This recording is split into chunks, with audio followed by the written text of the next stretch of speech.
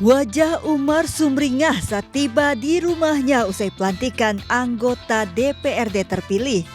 Ia bangga membawa serta dua istrinya turut mendampingi mantan kepala desa Salulekbo ini di pelantikan di kantor DPRD Mamuju Tengah, Sulawesi Barat. Umar sudah berpoligami sejak tahun 2006 dan kedua istrinya tinggal satu atap. Anggota DPRD terpilih ini telah memiliki 8 anak dari kedua istrinya. Ia mengaku kunci membangun keharmonisan keluarga adalah kejujuran dan adil. Namun ia terkejut mengetahui video pelantikannya viral. Kalau menurut saya, persoalan ekonomi itu bukan berarti itu yang menjamin orang itu bisa berpoligami. Tidak semuanya persoalan finansial ya.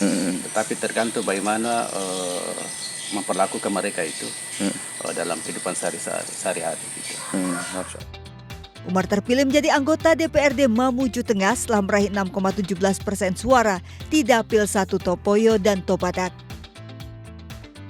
Dari Mamuju Tengah, Sulawesi Barat, Wahid iNews melaporkan. Pemirsa, pendaftaran pasangan calon bupati dan wakil bupati Kabupaten Darmasraya diwarnai kericuhan di kantor KPU Darmasraya.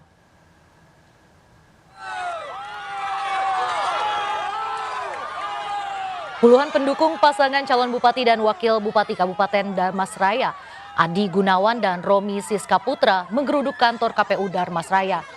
Massa dan polisi saling dorong hingga memicu kericuhan. Tim pendukung paslon Adi Gunawan dan Romi Siska Putra tak terima jawaban KPU Darmasraya karena dianggap tidak memberikan akses sistem informasi pencalonan kepada pasangan calon. Suasana mereda setelah KPU memberikan akses silon kepada pasangan calon. Penundaan akses silon karena petunjuk teknis mengharuskan persetujuan dari calon sebelumnya, terutama dari partai pengusung PKS mendukung pasangan Caca dan Leli. Terkait hal ini, Ketua KPU bersama komisioner mengadakan rapat pleno kilat.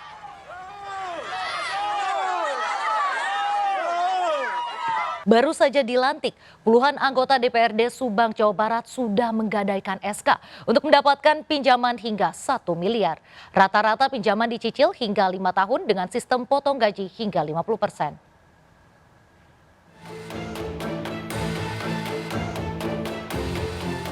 Puluh anggota DPRD Subang terpilih resmi dilantik Rabu kemarin. Belum juga bekerja sebagian anggota legislatif diketahui langsung menggadaikan SK mereka. Nilai pinjaman bervariasi mulai ratusan juta hingga 1 miliar rupiah. Sekretaris DPRD Subang mengakui dari 50-an anggota, 10 orang sudah mengajukan rekomendasi pinjaman ke bank.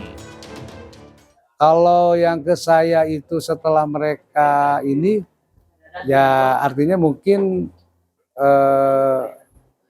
di bawah 10 lah kurang lebih, sisanya masih banyak. Dan itu juga kan nanti kita akan serahkan itu SK-nya itu ya. Bak fenomena 5 tahunan, kebiasaan gade SK memang kerap dilakukan anggota DPRD terpilih, biasanya untuk melunasi utang dana kampanye. Dari Subang, Jawa Barat, Yudi Heriawan Juanda, iNews melaporkan. Beralih ke informasi lain, pemirsa, berdalih minta jatah uang keamanan, sekelompok anggota Ormas diduga melakukan pemerasan terhadap pedagang buah di Joglo, Kembangan, Jakarta Barat. Para pelaku juga merusak toko buah tersebut.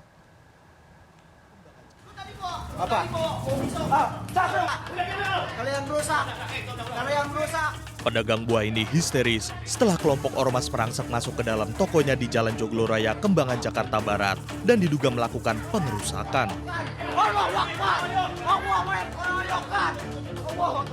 Mereka bahkan terlibat adu mulut, namun karena kalah jumlah, 3 karyawan toko buah ini akhirnya memilih mundur. Salah satu pedagang sempat menjadi korban pengeroyokan. Beruntung saat kejadian, polisi melintas dan berhasil meredam keributan. Pengeroyokan berawal saat 2 anggota ormas datang ke lokasi dan meminta uang dengan dalih jatah keamanan. Setelah diberi uang Rp10.000, kedua pelaku tidak terima dan meminta nominal Rp25.000. Sempat berdebat dan pergi, pelaku justru kembali bersama rekan-rekannya. Kita ada kerugian juga, kayak kaca kita pecah, lampu kita dirusakin, dagangan kita dihancurkan, banner kita dibalik-balikin, lempar batu, lempar buah-buahan.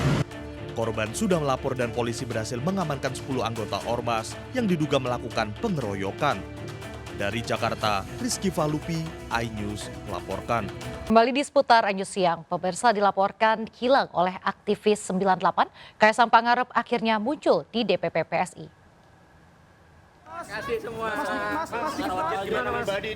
Putra bungsu Presiden Joko Widodo hanya berpamitan dan tidak menjawab pertanyaan wartawan terkait penggunaan pesawat jet pribadi dan asal uang yang digunakan.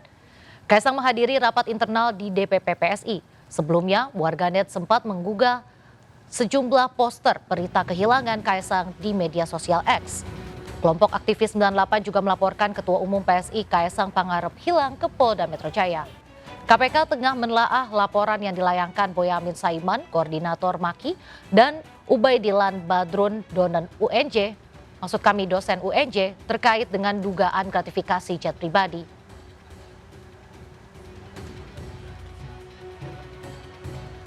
Pemirsa, ekonom senior Faisal Basri meninggal dunia pagi tadi setelah mengalami serangan jantung sejak Senin lalu.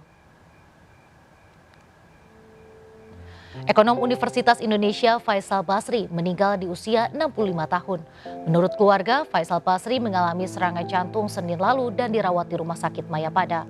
Jenazah dibawa ke rumah duka di Kompleks Gudang Peluru, Jakarta Selatan dan dimakamkan sore nanti. Faisal Basri dikenal sebagai ekonom senior dan sosok pekerja keras. Ia juga dikenal kritis terhadap kebijakan ekonomi makro dan mikro. Lulusan Fakultas Ekonomi UI dan peraih gelar master dari Universitas di Amerika ini ikut mendirikan Partai Amanat Nasional serta mendirikan lembaga think tank Indef. Selain di bidang ekonomi, Faisal Basri juga memiliki banyak kiprah di bidang politik. Salah satunya sempat maju sebagai calon gubernur Jakarta 2012 jalur independen bersaing dengan Jokowi dan Ahok. Sayangnya ia gagal lolos ke putaran kedua dalam pilkada kala itu. Pemirsa, Menteri Pariwisata dan Ekonomi Kreatif Republik Indonesia Sandiaga Salahuddin Uno menghadiri dan mengapresiasi penyelenggaraan Hospital Management Asia Awards 2024. Event pemberian penghargaan bagi rumah sakit di Asia ini merupakan ajang yang baru pertama kali digelar di Indonesia.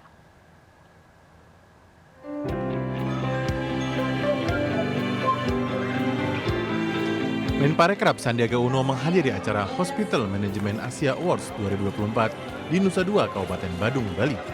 Ajang ini merupakan event terbesar yang memberikan penghargaan kepada rumah sakit terbaik di Asia yang baru pertama kali digelar di Indonesia dan diikuti kurang lebih 2.000 peserta, yang dimana 80% pesertanya berasal dari luar Indonesia. Agenda ini menjadi momentum yang baik untuk mempromosikan pariwisata kesehatan yang juga sedang dikembangkan di Bali. Kita juga bisa mempromosikan pariwisata kesehatan yang sedang dikembangkan di Bali, terutama di Kek Sanur dan juga Kura-Kura Bali di Sanur dan di Denpasar. Jadi ini yang mudah-mudahan bisa menjadi peningkatan kualitas dari pariwisata kita.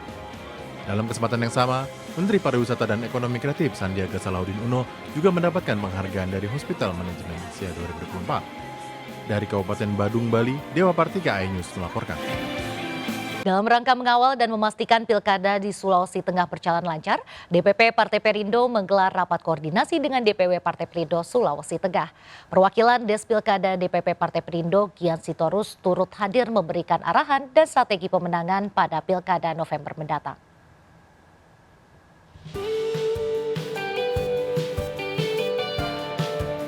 Dewan Pimpinan Pusat Partai Perindo melalui Des Pilkada menggelar rapat koordinasi bersama dengan Dewan Pimpinan Wilayah Partai Perindo Sulawesi Tengah. Rakor ini turut dihadiri tim Des Pilkada DPP Partai Perindo guna memberikan arahan, instruksi, dan strategi pemenangan pilkada di Sulawesi Tengah November mendatang. Di Pilkada Sulteng, Partai Perindo resmi mengusung pasangan Ahmad M. Ali dan Abdul Karim Al-Zufri untuk maju sebagai Cagup dan Cawagup Sulawesi Tengah.